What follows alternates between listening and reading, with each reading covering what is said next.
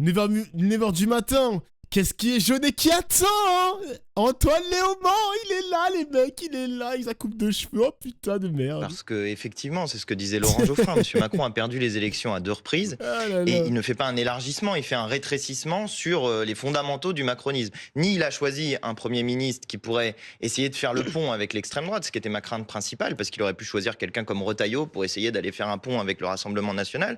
Ni il a décidé de choisir quelqu'un pour essayer de faire un pont avec une partie de la gauche, parce que on sait qu'une partie, disons, avait la tentation peut-être d'aller gouverner avec Emmanuel Macron. Maintenant, il choisit un macroniste pur jus. Et je veux dire que Monsieur Bayrou est celui qui a inventé le macronisme. Parce qu'en réalité, tout le monde l'oublie, mais en 2007, c'était celui qui disait ni gauche ni droite, il faut faire autrement. Il avait exactement le discours de Macron en 2007 et Monsieur Macron n'a fait qu'imiter Monsieur Bayrou en 2017. Tout le monde a dit quel panache, etc. Mais ça avait déjà été fait 10 ans avant en réalité. Donc Monsieur Bayrou, c'est un recentrement, un resserrement sur le dernier carré de la Macronie. Et moi, ça m'inquiète beaucoup parce que ça pourrait vouloir dire une volonté d'avoir une pratique du pouvoir qui soit encore plus autoritaire que celle qu'on a pu connaître jusqu'à présent. Constance Le Grip. Alors là, Bayrou, comme Premier ministre autoritaire, je trouve que vous allez un petit peu vite en besogne. Hein. On peut reprocher peut-être un certain de choses. C'est pas Monsieur Bayrou que je pense être autoritaire, c'est Monsieur Macron. Et il y a un article dans la Constitution qui permet un autoritarisme renforcé encore du président de la République. Mais honnêtement, là pour le coup, on ne peut pas vous laisser dire. Vous pensez que ça veut dire quoi? Qu'ils vont appliquer l'article 16? Non, je ne pense pas qu'ils vont le faire. Non, mais maintenant. vous le laissez entendre. Bien sûr. Article 16, ça veut dire que le président de la République s'octroie un bon nombre de pouvoirs qui sont notamment d'habitude conférés au gouvernement. Il faut savoir ce qu'il y a dedans. C'est un article qui permet effectivement que le président déclenche les pleins pouvoirs. Je ne dis pas qu'il va l'utiliser. Pourquoi vous agitez cette peur-là ce matin? Mais c'est pas moi, c'est Monsieur Ndevelde. C'est Monsieur Ndevelde, votre collègue, votre confrère, qui dit que Monsieur Macron a fait des consultations qui sont des consultations pour savoir de manière informelle ce qu'il faudrait faire pour utiliser cet article. Non, mais là, vous laissez entendre non, ce matin... Non, je ne laisse rien entendre. Je dis qu'il y a un article dans la Constitution qui permet cela. Mais ils sont bizarres, les journalistes. Genre, le mec, il a parlé de l'article 16. On dirait qu'il a parlé du Covid. On dirait que c'est un anti-vax ou je ne sais pas quoi. Calmez-vous, les journalistes. Calmez-vous. Maintenant, je ne dis pas que M. Macron va l'utiliser. Je dis que le resserrement... J'ai pas trop compris où il allait. En gros, ce qu'il veut dire, Antoine Léaumont, il faut comprendre ce qu'il veut dire, les mecs. Macron n'a plus d'alliés. Son dernier allié a été nommé Premier ministre et on parle de François Bayrou. Si François Bayrou se fera censurer un jour ou l'autre, se fait censurer, pardon, parce que les signes n'aiment pas les raies, Macron, d'après les mots d'Antoine Léaumont, essaie de voir un peu comment il pourrait déclencher l'article 16. Il fait des consultations à gauche, à droite. Simplement, il essaie d'avoir plusieurs cordes à son arc, tout simplement, les mecs. Hein. Macron, c'est un petit malin, il essaie de se renseigner. Donc oui, j'ai compris ce que Antoine Léaumont voulait dire. J'ai compris, les mecs, ils se renseignent, c'est tout. Oui, c'est vrai, je suis d'accord, il y a un risque d'article 16, mais dans la discussion, je trouve que le sujet est bizarrement amené. Bah après, il a parlé de pratiques autoritaristes. Autoritariste, désolé les gars, bon, on va pas dire, moi je suis pas dans le camp de Macron dictateur non plus, mais le fait qu'il s'accroche au pouvoir et continue à prolonger le macronisme, tu peux te poser des questions de qu'est-ce qu'il pourrait faire après François Bayrou. Qu'est-ce qu'il pourrait faire après pour faire en sorte, encore une fois, de prolonger le macronisme. Donc ça peut passer par, potentiellement, l'article 16. On sait pas les mecs, on sait pas. Bien sûr, et je le combats, et c'est bien la raison pour laquelle nous proposons avec les Insoumis une 6ème République, parce que nous pensons que cet article, comme le disait d'ailleurs François Mitterrand, peut permettre ce qu'appelait François Mitterrand le coup d'État permanent. C'est un danger qu'il y ait ça dans la Constitution, et je considère pour ma part qu'il faut une Constitution qui ne permette pas... Oui, mais vous ne pouvez pas dire que la nomination de François Bayrou serait un pas vers l'article. Écoutez bien ce que je vous ai dit. Je vous ai dit que ça m'inquiète, parce qu'il y a deux éléments. Il y a deux éléments à avoir en tête. Vous installez cette petite musique. Non. Mais c'est pas moi, encore une fois, c'est votre collègue Monsieur Ndevelde qui le fait. Mais c'est pas lui que nous avons devant nous. Il est pas là, on en a pas parlé ce matin. C'est vous qui le laissez. Il y a d'une part un président qui a fait la démonstration qu'il était très autoritaire et incapable de respecter le résultat des élections. Ça, c'est un premier point. Et deuxième point, il y a un resserrement sur le macronisme avec un Premier ministre dont on sait qu'il ne va pas être s'il vous plaît, président de la République. C'est moi, ce qui me choque, c'est qu'on ne parle plus de ligne politique et de stratégie politique, de ce qu'on est en train de faire. Nous, quand on dit aux socialistes, c'est ce que je dis, c'est ce que je dis. Quand on dit revenez à la raison et à la maison, c'est une manière de dire arrêtez de faire croire qu'on pourrait s'accorder avec des gens qui sont contre l'abrogation de la réforme des retraites, contre l'augmentation des salaires, contre la taxation des plus riches. Les autres partis, c'est vos petits qui doivent rentrer à la maison? Non, c'est pas ça. La maison, c'est une manière de dire que nous avions fait une maison commune, en tout cas, avec le nouveau Front Populaire, et que nous espérons que nos camarades reviennent, comme l'a dit Jean-Luc Mélenchon. Je trouve la formule très bien, à la raison et à la maison. Mais précisément, ce que ça veut dire, c'est que nous avons réussi à faire une force qui a été en capacité d'être en tête au second tour de l'élection législative et de remporter cette élection législative de manière imparfaite, de manière pas complètement totale.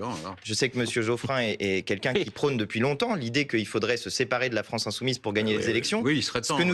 La démonstration que nous avons faite dans les et vous n'avez pas gagné, vous êtes minoritaire. Si vous avez gagné, vous seriez à Matignon. Je voudrais ajouter une toute petite précision, puisque le bureau de Nicolas Sarkozy nous écoute ce matin, et qu'à l'instant, bah oui, mais je trouve ça très intéressant. Moi, je suis en toute transparence toujours. Je peux vous dire que juste avant, j'ai reçu un message de Juliette Prado de chez vous. Donc, vous voyez, les choses sont très claires. Et qu'on me dit, on se détend sur Nicolas Sarkozy, il n'est pas mobilisé, il est constant en revanche. Et on me précise, tout le monde a utilisé Nicolas Sarkozy comme bouclier pour empêcher François Bayrou. Ça, c'est très intéressant, effectivement, parce que ça veut dire aussi que chacun se défaussait au fond sur Nicolas Sarkozy. Nicolas Sarkozy n'en veut pas, donc débrouillez-vous avec ça. C'est là que je voulais en venir, parce que j'ai l'impression, et d'ailleurs dans ce que vous avez dit, j'ai cette impression-là aussi, que finalement, on va accepter François Bayrou d'un côté de l'autre, parce qu'une fois, il a dit un truc, etc., qui conviendrait à peu près, il a été respectueux. Enfin, c'est pas ça le sujet. Le sujet. Comment des gens peuvent voter LFI sérieux? Oh là là, j'en ai marre d'avoir toujours les mêmes personnalités de merde sur mon chat, c'est bon. C'est qu'est-ce qu'il veut faire pour le pays? Il veut continuer la politique d'Emmanuel Macron. Pour l'instant, mais soyons clairs, ça veut dire pas d'augmentation des salaires, pas d'abrogation. Est-ce qu'il va abroger la réforme des retraites? Quelqu'un pense que M. Bayrou va abroger la réforme des retraites? S'il vous plaît, on s'écoute. Il y a une majorité à l'Assemblée nationale pour abroger la réforme des retraites. Est-ce que M. Bayrou veut abroger la réforme des retraites, oui ou non? Là, ça fait plusieurs jours maintenant qu'on est en train d'essayer d'analyser qui Macron va nommer. Alors, il avait dit d'abord 24 heures, ensuite 2 jours plus tard, il a dit 48 heures.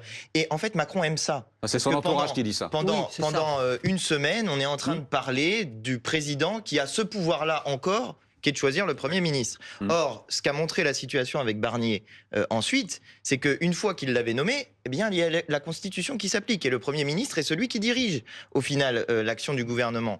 Or, précisément, une fois qu'il nomme... plus vrai si c'est lui. C'est précisément ça, c'est qu'une fois qu'il sort de cette situation dans laquelle on parle de lui, il est en train de nommer le Premier ministre, etc., il a nommé un Premier ministre. Et ensuite s'applique la politique du Premier ministre. Raison pour laquelle, nous, en tout cas, si c'est Bayrou, nous déposerons de toute façon une motion de censure pour permettre à chacun de pouvoir définir s'il se situe dans la majorité et dans la participation si le Parti socialiste vous suivra. C'est-à-dire, est-ce que quand vous dites nous, est-ce que vous dites la France insoumise ou est-ce que vous dites le nouveau Front populaire? De toute façon, la France insoumise le fera. Je veux dire, si le nouveau Front populaire n'est pas d'accord avec le faire, la France insoumise le fera afin de permettre. Mais la question, c'est les socialistes, c'est pas vous. Non, c'est pas spécialement la question. La question, c'est de savoir. C'est eux qui font la bascule. Eh bien non, la question c'est de savoir qui est dans la majorité. Non mais sur vous, il n'y avait. On a pu lire dans la presse il y a quelque temps, que votre premier amour en politique. Ah oui.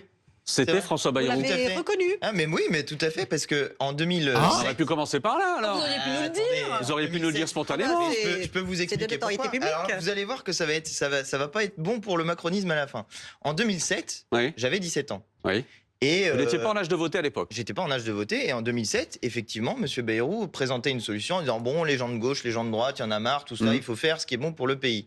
Et chez les gens qui sont très peu politisés, ça parle assez, l'idée, en fait, il faut mettre les personnes qui ont envie de faire des bonnes choses pour la France autour de la table, et puis à la fin, on va s'arranger. Sauf qu'en réalité, ce que ça produit à la fin, c'est que ça fait une politique de droite.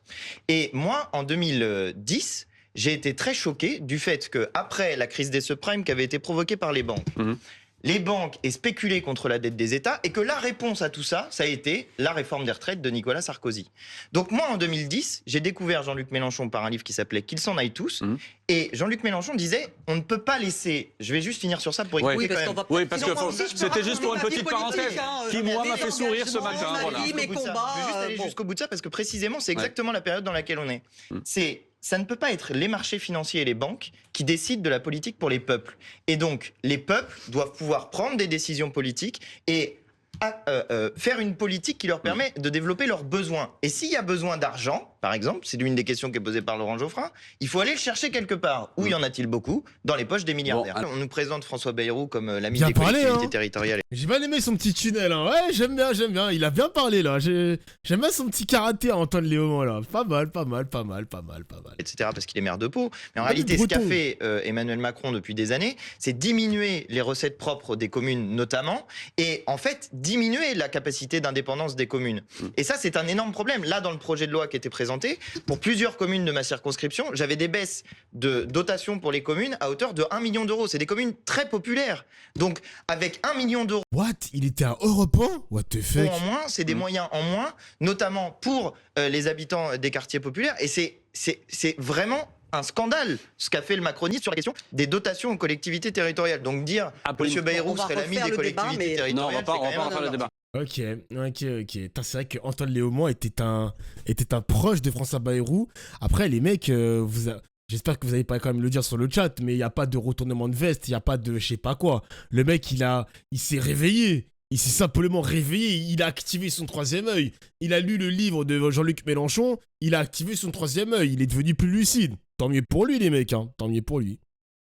Il n'était pas proche d'Ofla. Non mais quand je dis proche, je parle de sensibilité idéologique, quoi. On peut dire ça, non? Sensibilité idéologique. Voilà, tranquille.